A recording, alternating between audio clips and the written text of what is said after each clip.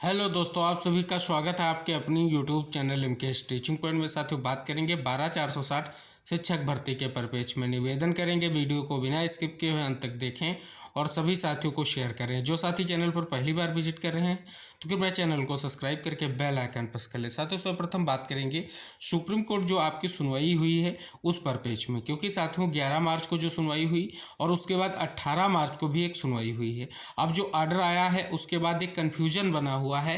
Confusion है सुनवाई कब होगी इसको लेकर के। जैसा कि आप सभी को पता है, डेट वैसे तो डिक्लेयर हो चुकी है, जिसके लिए काज लिस्ट भी आ चुकी है, जिसमें 3 अप्रैल की डेट है। लेकिन जो 18 मार्च का ऑर्डर आया है उसके बाद जो है सबसे बड़ा कन्फ्यूजन क्रिएट हो रहा है। उस कन्फ्यूजन के बारे में इस वीडियो के माध्यम से चर्चा करेंगे और सबसे बड़ी अपडेट आपको देंगे जो ओपन टू ऑल को लेकर के हाईकोर्ट लखनऊ में केस है उनकी सुनवाई को लेकर के बड़ी खबर आ चुकी है। इस वीडियो के माध्यम से आपको देखने को मिलेगा। और साथियों, विशेष तैयारियां हो रही हैं। विभाग का स्पष्ट रुख है आपकी 3 अप्रैल की सुनवाई को लेकर के। तो सभी महत्वपूर्ण तथ्यों पर इस वीडियो के माध्यम से विस्तार पूर्वक चर्चा करेंगे। निवेदन करेंगे वीडियो को बिना स्किप किए हुए अंत तक जरूर देखिएगा, जिससे सारी महत्वपूर्ण जानकारियां आपको प्राप्त हो सके।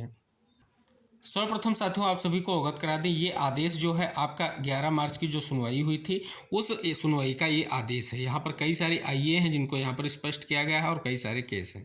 सुनवाई आप सभी को पता है जस्टिस जेके मैसूरी और जस्टिस संजय कौल सर की बेंच में हुई है। और साथियों, यहाँ पर बात कर लें कि स्पष्ट तौर पर इस आदेश में क्या निष्कर्ष निकल कर आया था, तो आप सभी को अवगत करा दें। इसमें लीव ग्रांटेड की बात की गई थी और जो है मैटर को 3 अप्रैल को लिस्ट करने के लिए यहाँ पर ऑर्डर में स्पष्ट तौर पर मेंशन किया गया, यानी 3 अप्रैल को सुनवाई होगी। इसके लिए काज लिस्ट भी है, वो भी हम आपको वीडियो में आगे स्पष्ट रूप से अवगत कराएंगे। अब साथियों, यहाँ पर हम आपको अवगत कराएं तो जो केस का स्टेटस है यहाँ पर आप देख सकते हैं। जो अर्चना राय की याचिका है उसका केस का स्टेटस आप यहाँ पर देखेंगे तो आपकी सुनवाई की टेंटेटिव डेट जो है 3/4/2024 यहाँ पर शो कर रही है। अब यहाँ पर आप देखेंगे उमेश चंद वर्सेस स्टेट ऑफ यूपी की जो आपकी लीडिंग याचिका है, जिसकी सुनवाई में भी कहीं ना कहीं टेंटेटिव डेट आपको 3/4/2024 यहाँ पर दिखाई पड़ जाएगी। अब बात करते हैं साथियों, जो 18 मार्च को सुनवाई हुई आप सभी को अवगत करा दें। ये अक्षय कुमार एंड अदर्स की जो याचिका थी इसकी सुनवाई जो हुई है 18 मार्च को हुई है। वही बेंच इस केस को लेकर के सुनवाई किया है जो जस्टिस जेके मैसूरी और जस्टिस संजय कौल सर की बेंच है। अब यहाँ पर साथियों देख सकते हैं कि इस केस को जो है टैग किया गया है 28154, जो आपका SLP नंबर है। सभी को पता है ये आपकी जो है कहीं ना कहीं अर्चना राय वाली जो याचिका है उसी के साथ इसको जो है स्पष्ट तौर पर टैग किया गया है। आदेश में अन्य क्या तथ्य मेंशन किए गए हैं कि permission of file special leave petition is granted कर दी गई, यानी जो स्पष्ट रूप से जो यहाँ पर जो आपकी फाइल थी स्पेशल लीव पिटीशन उसको ग्रांटेड किया गया है, परमिशन मिल गई है। डिले जो था कहीं ना कहीं उसके लेकर के स्थितियाँ स्पष्ट हो गई हैं, नोटिस इशू किया गया है और मैटर उसी के साथ टैग हो गया है। अब साथियों, यहाँ पर जो सुनवाई को लेकर के क्यों स्थितियाँ स्पष्ट तौर पर कन्फ्यूजन की बनी हुई है वो हम स्पष्ट करना चाहेंगे। अब साथियों, यहाँ पर जो आप केस का स्टेटस देखेंगे, जो Akshay Kumar versus the state of Uttar Pradesh की जो याचिका है, सुनवाई के बाद जो है इसको जो है टैग किया गया है, आप सभी को पता है। लेकिन यहाँ पर टेंटेटिव डेट जो है आपको 3 मई की शो हो रही, इसलिए कन्फ्यूजन बना हुआ है। लेकिन साथियों ऑलरेडी हमने आपको अवगत कराया है कि कोर्ट की जो है काज लिस्ट जो है आ चुकी है और काज लिस्ट जो 3 तारीख की आई है उसमें आप देखेंगे तो उन सभी केस को जो पहले से स्पष्ट तौर पर सुनवाई हो चुके थे और टैग हुए थे उनको एक साथ सूचीबद्ध किया गया है। और लीडिंग याचिका आपकी जो उमेश चंद्र की है उसके साथ ही उन सभी याचिकाओं को जो है टैग किया गया है। यहाँ पर साथियों आप सभी के सामने जो काज लिस्ट है 3/4/2024 यानी 3 अप्रैल की जो आपकी सुनवाई होनी है उसकी टेंटेटिव लिस्ट जो है मैटर्स की वो यहाँ पर आपको देखने को मिल रही है। अब साथियों यहाँ पर बात कर लें तो 226 नंबर पर जो है ये केस आपको देखने को मिल जाएगा। अगर यहाँ पर देखेंगे तो इसके साथ जो आपकी कई सारी जो याचिकाएँ हैं वो टैग हैं। यहाँ पर आप देख सकते हैं कि यहाँ पर 226 नंबर पर आपको दिख जाएगा CA नंबर, यानी जो है सिविल अपील नंबर जो आपका 4131/2024 जो है ये स्पष्ट तौर पर कहीं ना कहीं एडमिटेड कर दिया गया है। आप देखेंगे तो सबसे पहले उमेश चंद की याचिका आपको दिख जाएगी और इसके बाद अगर आप देखेंगे तो इसी में टैग जो है आपकी दूसरी जो याचिका है वो याचिका आपकी दिख जाएगी। यहाँ पर रवि कुमार एंड अदर्स की है ये याचिका है। इसके बाद अगर आप देखेंगे तो अर्चना राय वाली याचिका आपको टैग दिखेगी और उसके बाद अगर आप देखेंगे तो रूप सिंह की याचिका टैग दिखेगी। अब इसी में आपको एक और याचिका टैग होती दिखाई देगी जो अक्षय कुमार वाली याचिका जो है 18 मार्च को सुनवाई हुई है। तो साथियों ये 3 अप्रैल की आ चुकी है तो सुनवाई आपके 3 अप्रैल को ही होगी, जो स्पष्ट तौर पर कहीं ना कहीं आपके लिए इंगित हो रहा है। तो यानी साथियों आपको स्पष्ट हो गया होगा, जो कन्फ्यूजन है बिल्कुल जो कहीं ना कहीं निराधार है। किसी भी तरीके से आपकी जो सुनवाइयाँ हैं टैग मैटर्स होने के कारण एक साथ होंगी और 3 तारीख को ही सुनवाई होंगी। इसके लिए आप सभी को पता है लगातार प्रयास जारी है। अगर हम यहाँ पर बात कर लें 3 अप्रैल की सुनवाई को लेकर के विशेष प्रयास क्या है, चयनित भी अपनी तरफ से प्रयास कर रहे हैं और वो भी प्रयास इसलिए कर रहे हैं क्योंकि उनको जो है 11 मार्च को जो विभाग ने क्लेरिफिकेशन लगाया था, उस क्लेरिफिकेशन पर ऐश्वर्या भाटी मैम ने जो है आर्गुमेंट किया था और कोर्ट को कन्विंस करने का प्रयास किया था, लेकिन कोर्ट ने कहीं ना कहीं अपोज करने के कारण जो है इस मैटर को एक साथ सुनने को लेकर के स्पष्ट कर दिया। तो 3 अप्रैल को सुनवाई होगी, इसलिए 3 अप्रैल को आप सभी के स्कूल आवंटन की जो स्थिति है वो स्पष्ट हो सके और चयनितों के द्वारा जो विशेष प्रयास किया गया है उसका निष्कर्ष निकल सके, इसके लिए विभाग भी तत्परता के साथ प्रयास कर रहा है। क्योंकि विभाग का स्पष्ट रुख है कि 3 अप्रैल की सुनवाई में कुछ ना कुछ जो है चयनितों के लिए निष्कर्ष जरूर निकलेगा। अब चयनित अपनी स्थितियों को लेकर के प्रयास कर रहे हैं, अब आगे क्या निष्कर्ष निकलेगा ये सबसे बड़ी चुनौती बना हुआ है। और चयनितों के मन में संशय इसलिए व्याप्त है क्योंकि उनको स्पष्ट हो गया था कि 11 मार्च को जो क्लेरिफिकेशन लगा दी गई है, सुनवाई होकर के एक बड़ा निष्कर्ष निकलेगा और उनका जो है स्कूल आवंटन हो सकेगा। फिलहाल आप सभी को जो है वेट करना पड़ेगा, जो भी निष्कर्ष निकलेगा कोर्ट से उसके बाद ही आप सभी के स्कूल आवंटन की स्थितियां आप क्लियर हो रही हैं। जो भी पहले की स्थितियां थी वो बिल्कुल स्पष्ट हो चुकी हैं कि सुप्रीम कोर्ट की सुनवाई के बाद ही जो है आप सभी लोगों के लिए निष्कर्ष निकलेगा। तो इसलिए विभाग भी प्रयास कर रहा है। आप सभी को पता है प्रत्यावेदन को लेकर के स्थिति स्पष्ट की गई विभाग के माध्यम से कि यानी जिस अचयनित को या किसी भी चयनित को कोई भी समस्या है वो प्रत्यावेदन दे सकता है, उसके निष्कर्ष पर कहीं ना कहीं विभाग जो है स्थिति स्पष्ट करेगा।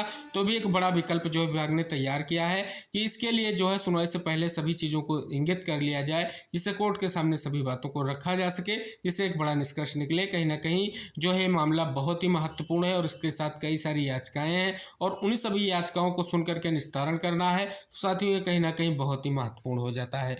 तो साथियों उम्मीद और आशा यही की जाती है कि 3 अप्रैल की सुनवाई में कहीं ना कहीं जो विभाग का प्रयास है वो सार्थक रहेगा और चयनितों के लिए स्कूल आवंटन की स्थितियां जो हैं स्पष्ट हो सकेंगी। अब साथियों यहाँ पर हम बात कर लें, आप सभी को पता है जो आपके 6470 पदों के अंतर्गत जो सेकंड काउंसलिंग हुई है, जिसमें सबसे ज़्यादा अभ्यर्थियों का चयन सुनिश्चित हुआ है, उसको लेकर के जो है ओपन टू ऑल प्रक्रिया जो हुई थी, जिसमें स्पष्ट तौर पर जिला वरीयता की मांग करने वाले जो अचयनित हैं उनकी जो केसेस हैं हाई कोर्ट में, उनकी सुनवाई को लेकर के बड़ी खबर आ चुकी है। पिछली सुनवाइयों में क्या आर्डर आया था वो स्पष्ट करेंगे और जो अब सुनवाई हो रही है उसके लिए क्या निष्कर्ष निकल रहा है उस पर भी बात करेंगे। साथियों सेकंड काउंसलिंग के बाद जो पहला केस आप सभी के सामने आया, ये देख सकते हैं यहाँ पर जो इसकी पहली सुनवाई हुई थी 12 जनवरी को हुई थी और सेकंड काउंसलिंग आप सभी को पता है 7 तारीख तक जो है कहीं ना कहीं उसको स्पष्ट कर लिया गया था।